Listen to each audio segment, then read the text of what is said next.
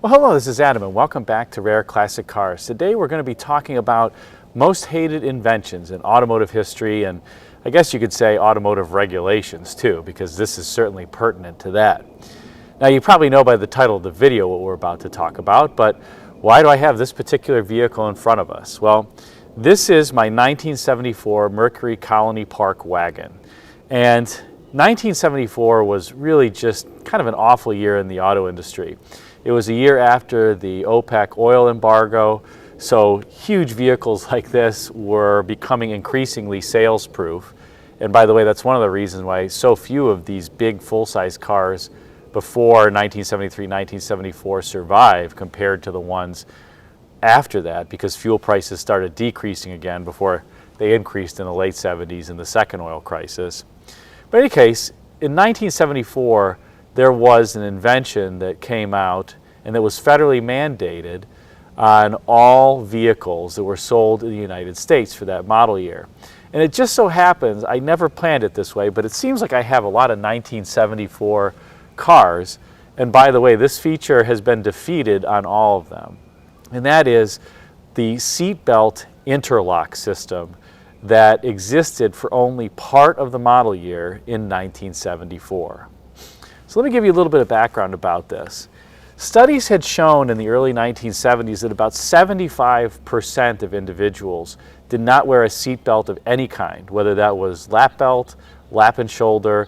Even though shoulder belts had become relatively commonplace in vehicles by the early 1970s, they hung from the roof here, they were separate, they weren't integrated into one until around 1974 actually, or the mid-70s in general for a lot of vehicles. In some cases, like on GMs, you had the belt that you could tuck away up here and then you could snap it into the lower belt buckle and it could become integrated. It sounded like a good design, but it actually was pretty clunky in practice if you had to use it. These integrated belts with the retractors, GM had a retractor in the roof as well as down in the bottom of the floor. Ford just has the single retractor in the floor, but it actually has two different retractors as a part of the mechanism that's down on the floor. So there were some different approaches that were executed to try to get people to not just buckle the lap belt, but buckle the shoulder belt as well. But aside from making it easier to buckle up, studies had shown, as I said, that about 75-ish% of people were not wearing any type of belt. And the government tested, well, let's put an interlock system in the vehicle and see if that helps drive some compliance. And that increased the seatbelt usage such that only 40% of individuals were not using seatbelts. And it was thought that, wow, that's a huge step function improvement in overall vehicular safety. Let's mandate that all vehicles sold starting in the 1974 model year have to have a seatbelt interlock system.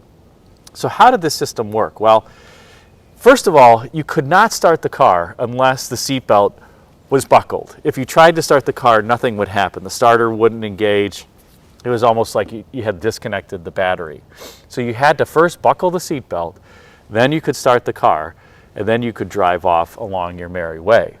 The interesting thing was it was known and was part of the process that, let's say you put a backpack or groceries or a purse on the passenger seat that was relatively heavy.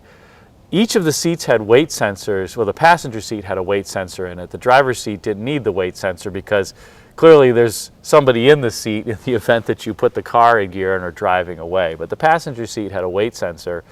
And in the event that that weight sensor was triggered, you couldn't start the car unless that passenger also had their seatbelt fastened. So you had to fasten your groceries in. And I'm really not kidding. That was a known consequence of this system, but it was felt that it was a necessary one to drive enhanced seatbelt usage. So you couldn't start your car unless you had your seatbelt buckled. Once you started it, you could unbuckle the seatbelt, but if you had the car in gear, the buzzer made an annoying noise perpetually until you refastened your seatbelt, kind of forcing you into compliance. Now, a few years before this, in the early 1970s, I believe most cars for the 1972 model year, they had introduced a seatbelt buzzer such that when you put the car in gear, that if you didn't have your seatbelt buckled, it would buzz the whole time until you fastened your seatbelt. And they did have weight sensors on the passenger side as well, so that it would buzz until the passenger seatbelt was buckled. And people seemed to kind of put up with that, but hated it. You could at least start your car and pull it in the garage without fastening your seatbelt. And it was annoying, but you could move it around. In '74, you couldn't do that. Just to move your car in and out of the garage, you had to buckle your seatbelt. And this was so universally loathed and panned that calls flooded in to various congressmen from all over the nation saying, this system sucks. Get rid of it. And partway through the 1974 model year, it was totally discontinued. And anybody who had one of these cars basically defeated it. I've only seen one 1974 automobile that I looked at purchasing that still had the system active. The one trick that you could do is you could start the car if you actually didn't have your weight fully on the seat when you were sitting on it. I thought that was a strange quirk of it. So if you sat in the seat and you kind of lifted your weight up off the seat by putting your arm down, you could actually start the car. But these systems, like I said, were universally panned, and it was just part of this progressive philosophy of trying to get people to buckle their seatbelts.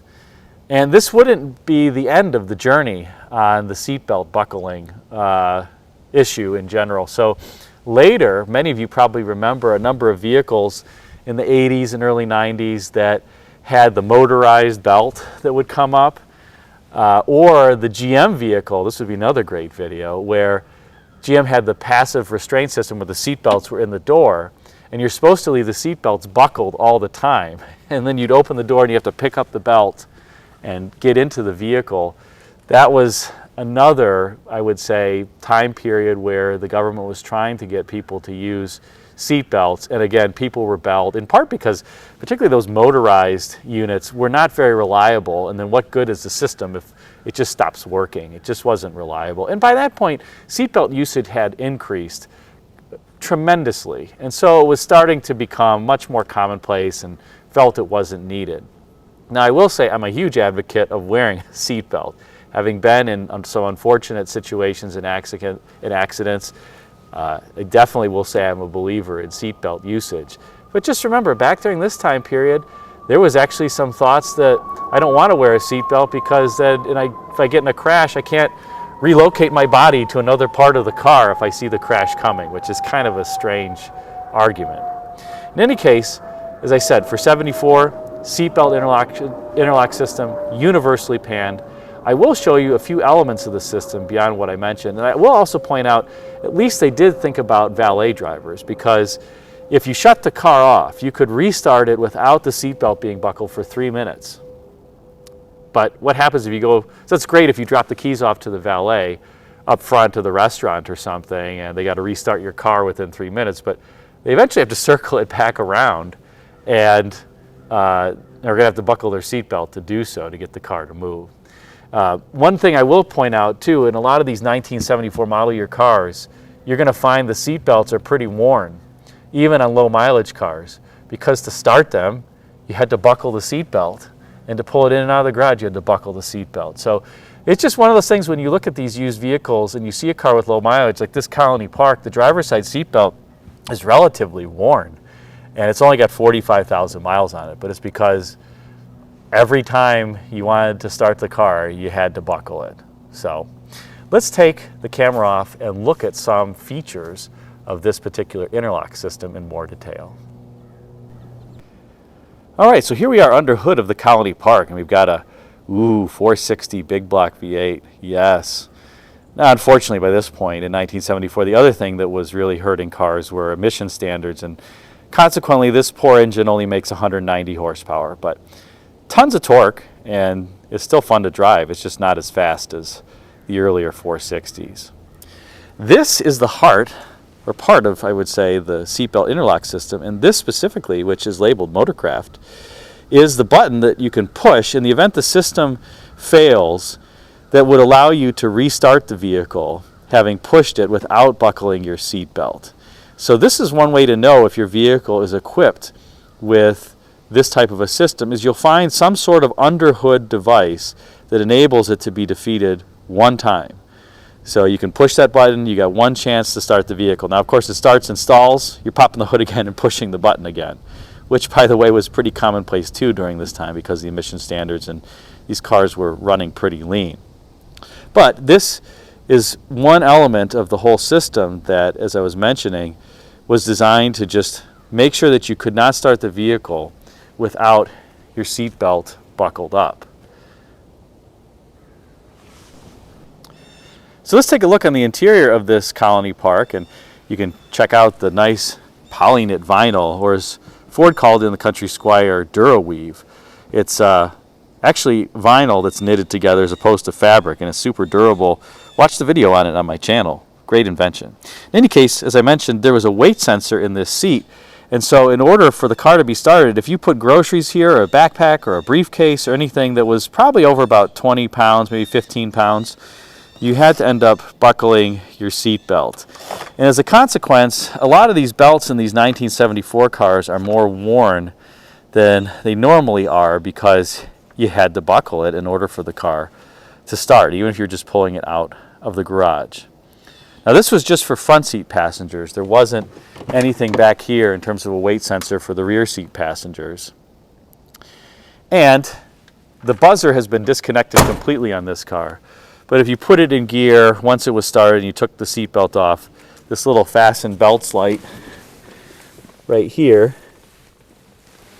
you can see it, would illuminate, and a buzzer would sound continuously going until you buckled your seatbelt. So it would kind of force you into submission. So that's how the system really worked, and I thought I would demonstrate it to you. If you remember this system on vehicles that you owned back in the day, let me know. Or if you remember those motorized belts, oh gosh, those were awful. Drop a comment in the comments section. Till then, thanks again for watching. Until next time, take care.